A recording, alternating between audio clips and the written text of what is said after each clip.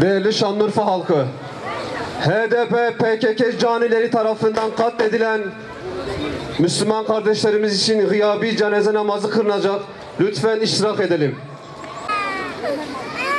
HDP PKK canileri tarafından hunharca katledilen Müslüman kardeşlerimiz için, şehitlerimiz için gıyabi cenaze namazı kılınacaktır.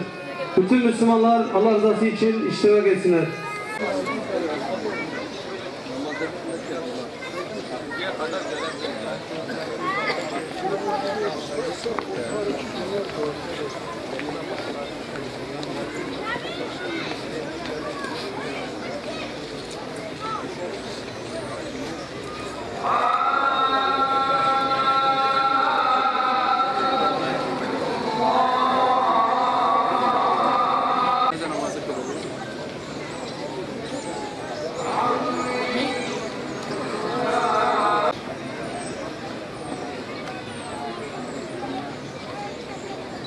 Şehit Riyad Güneş, tekbir! Şehit Cumali Güneş, tekbir! Şehit Hüseyin Dakak, tekbir! Şehit Hasan Gökgöz, tekbir!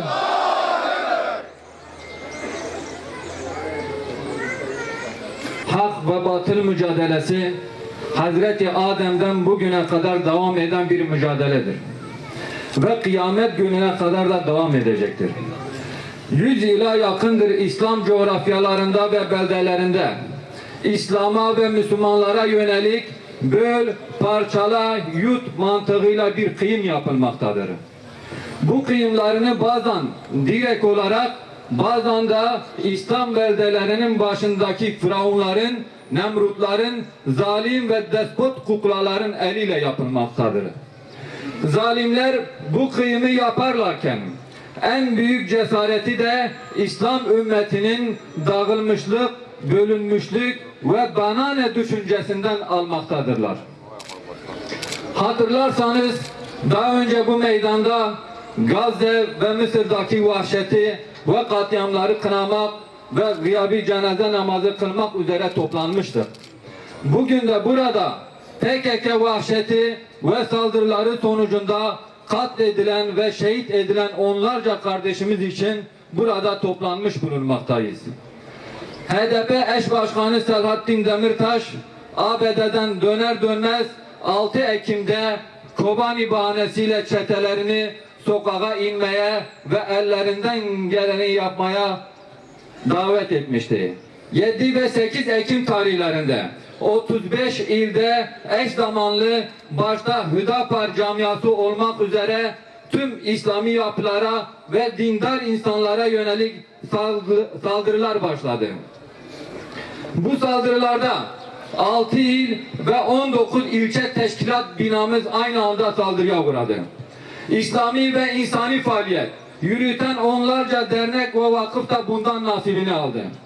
Bununla beraber cami, okul, Kur'an kursları, ambulanslar, cenaze araçları, kamu binaları ve onlarca araç ve yüzlerce iş yeri talan edildi ve yakıldı. Ve en acı olanı en son aldığımız bilgiye göre 41 insanın canına mal oldu. PKK çetelerinin kendi halkına yaptıkları zulümde sınır tanımamış ve IŞİD'in zulmünü 20'ye katlamıştır. PKK ve türevleri Kürt meselesinin en temel sorunu haline gelmiştir. PKK çeteleri tarafından vahşice katledilen 6 parti üyemizin isimlerini ve Diyarbakır Devlet Hastanesi'ndeki otopsi raporlarını da sizinle paylaşmak istiyorum. Şehit Riyad Güneş, tekbir! 26 yaşında olan bu kardeşimiz önce kurşunlanmış, daha sonra 14 yerinden bıçaklanmış, binadan aşağı atılmış, daha sonra da yakılmak suretiyle katledilmiştir. Şehit Yasin Börü, tekbir! Bu genç kardeşimiz 17 yaşında lise 1 öğrencisi olup kurban eti dağıttığı sırada önleri kesilerek 15 yerinden bıçaklanmış, silahla vurulmuş, binadan atılmış, kafası taşlarla ezilmiş ve daha sonra yakılmak suretiyle katledilmiştir. Ailesi kendisini 2 gün boyunca teşhis edememiştir. Şehit Hasan Gökgöz Tekbir! 25 yaşında olup 20 yerinden bıçaklanmış, kafası taşlarla ezilerek katledilmiştir. Şehit Hüseyin Dakak Tekbir! 19 yaşında 22 yerinden bıçaklanmış, kurşunlanmış, daha sonra kafası ezilerek katledilmiştir. Şehit Turan Yavaş Tekbir! 38 yaşında olup göğsünden aldığı bir kurşun ile akciğeri ve karaciğeri parçalanmak suretiyle katledilmiştir. Şehit Cumali Güneş Tekbir! 29 yaşında olup olayda yaralanan arkadaşlarını hastaneye götürmeye çalışırken yolda kurşunlanarak katledilmiştir. Değerli kardeşlerim, bu zulüm ve vahşeti tarihte Uhud Savaşı'nda Mekkeli müşriklerin Hazreti Hamza'ya, Arakan'da ve Myanmar'da Budist çetelerin orada yaşayan Müslümanlara yaptığını görüyoruz.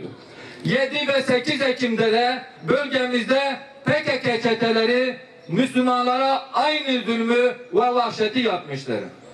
Emin olun ve müsterih olun, PKK ve HDP yöneticileri bu azizlerin kanında boğulacaklardır. Şunu da çok iyi bilsinler ki Müslüman halk bu vahşeti unutmayacak ve bunun hesabını da mutlaka soracaktır. Bu bölgede de bir fitne ateşi yakılmak isteniyor.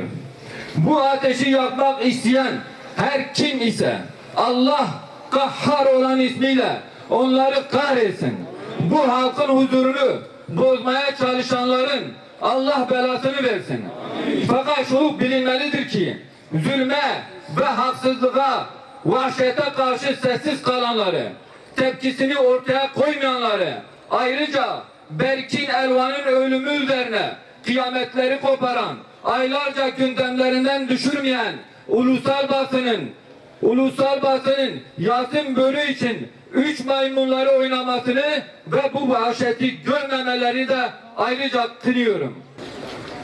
Resulullah için salavata, simge şehit Yasin Börü ve diğer kardeşlerimiz için duaya, 4 tekbir ile cenaze namazını kılmaya uydum, hazır olan imama diyelim inşallah.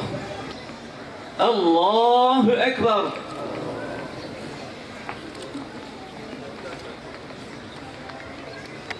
Allahu Ekber. Esselamu Aleyküm ve Rahmetullah. Esselamu Aleyküm ve Rahmetullah. El Fatiha.